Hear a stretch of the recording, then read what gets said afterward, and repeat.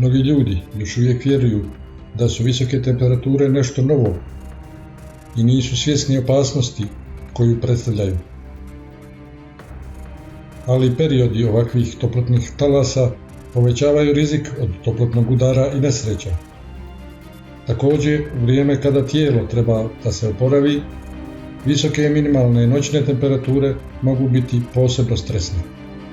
U Uzbekistanu je više od 4000 ljudi hospitalizovano zbog nenormalnih vrućina širom zemlje. Za 4 dana hitna pomoć primila je više od 130.000 poziva. Nedavno je više od 1000 ljudi umrlo od posljedica toplotnog talasa u nekoliko evropskih zemalja, a broj žrtava je svakim danom sve veći. Od početka ljeta Europu je zahvatio drugi talas anormalnih vrućina. Temperaturni rekordi se bilježe jedan za drugim. U tom kontekstu raste i rekordan broj velikih požara. Do sredine jula već ih je više od 1700. U prvoj polovini ove godine izgorjelo je najmanje 350.000 hektara šumskih površina, što je 4 puta više od prosjeka za proteklih 16 godina. Portugaliji je požar uništio jedinstveni park prirode Arabida.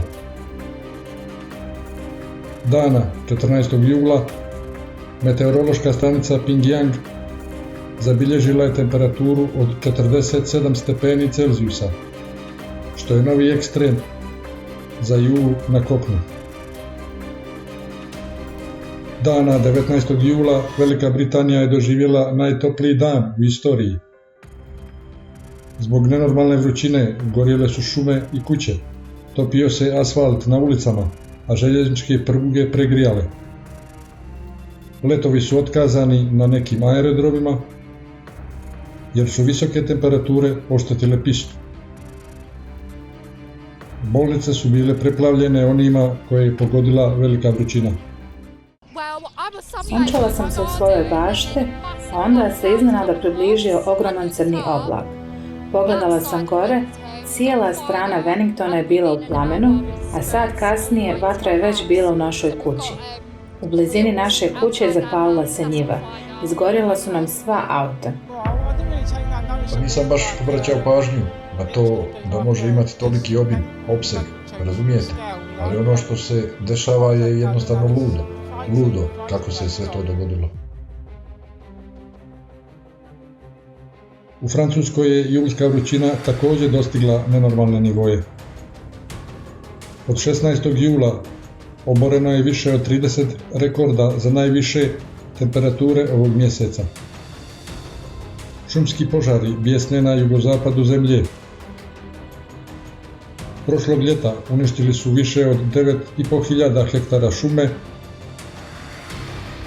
Ove godine je slična oblast samo u departmanu Giron opustošena u požaru za samo 4 dana. Više od 16.000 ljudi je evakuisano. Najtoplija noć zabilježena je u španskoj prijestolnici. Vrela vrućina čini požare nekontrolisanim. Već su se približili naseljima. Više od 3.000 ljudi evakuisano je u Malagi. Od početka ove godine požar je već uništio više od 70.000 hektara. Vrijedi napomenuti da su ove godine šumski požari u Europi počeli mnogo ranije nego inače. Bespomoćnost. Osjećam se potpuno nemoćno, nema izlaza. Ova sela su bila prelijepe, sa tako prijatnim zelenim pejzažem, a sada je samo pepeo. 2 ljudi je već umrlo i vidio sam svog prijatelja. Trčao je i bio je u plamenu. Ovo je strašno. Na primjer, znamo da nam je kuća potpuno izgorjela. Imali smo i kombi za putovanja. Kupili smo ga kada sam otišao u penziju i sada je potpuno izgorjeo. Nemamo ništa. S druge strane Gibraltarskog tjesnaca na sjeveru Maroka stanovnici također pate od ekstremnih temperatura koje su više od 10 stepeni iznad normalnih. Požari su rezultirali smrću čovjeka i evakuacijom više od 1300 porodica, plamen uništava šume i čitava sela. Sinoć smo bili sa mojom porodicom i u nekom trenutku smo čuli ljude kako viču vatra. Pa smo napustili mjesto gdje smo trebali pobjeći od požara. Toplina je ta koja izaziva požar. Prije 2 dana vatra je bila daleko od nas. I juče u zoru vatra je stigla do našeg sela.